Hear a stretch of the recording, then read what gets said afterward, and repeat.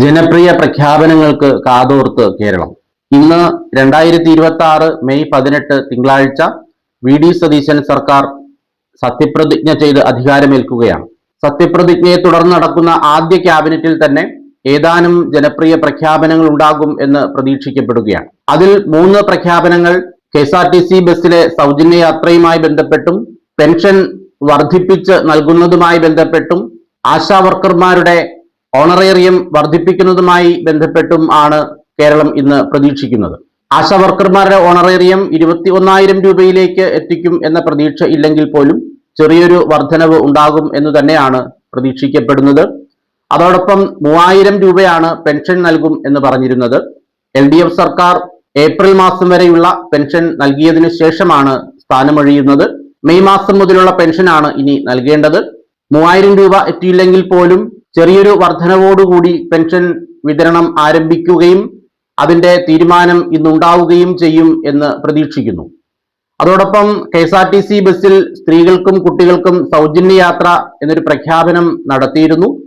അത് പൂർണ്ണ അർത്ഥത്തിൽ എല്ലാവർക്കും എല്ലാ ബസ്സുകളിലും ഉണ്ടാകില്ല എങ്കിൽ പോലും ഏതാനും ചില മാനദണ്ഡങ്ങളോടുകൂടി അതിനും ഒരു പ്രഖ്യാപനം ഇന്നുണ്ടാകും എന്നാണ് പ്രതീക്ഷിക്കപ്പെടുന്നത്. 10 മണിക്കാണ് സത്യപ്രതിജ്ഞ. അതേ തുടർന്ന് ആദ്യത്തെ ക്യാബിനറ്റ് ഉണ്ടാവും. ആദ്യത്തെ ക്യാബിനറ്റിൽ ഇത്തരത്തിൽ ഏതാനും ചില ജനപ്രിയ പ്രഖ്യാപനങ്ങൾ ഉണ്ടാവുകയും ചെയ്യും. ആശാ വർക്കർമാരുടെ ഓണറേറിയം വർധനവിലും പെൻഷൻ വർധനവിലും പ്രത്യേകിച്ച് ഒന്നും ആരും ചെയ്യേണ്ടതില്ല.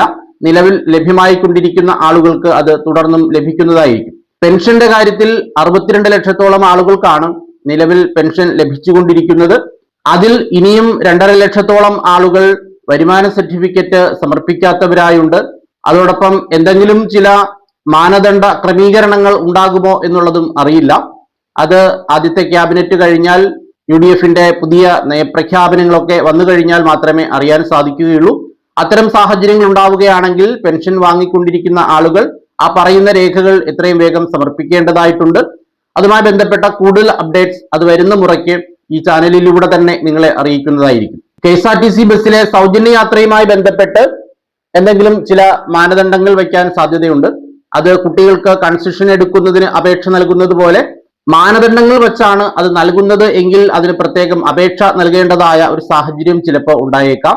അതിന്റെ വിശദാംശങ്ങളും അങ്ങനെ ഒരു പ്രഖ്യാപനം ഉണ്ടാവുകയാണെങ്കിൽ ചാനലിലൂടെ അറിയിക്കുന്നതായിരിക്കും. ഇത്തരത്തിലുള്ള കൂടുതൽ വീഡിയോകൾ ലഭിക്കുന്നതിന് ചാനൽ സബ്സ്ക്രൈബ് ചെയ്യുക.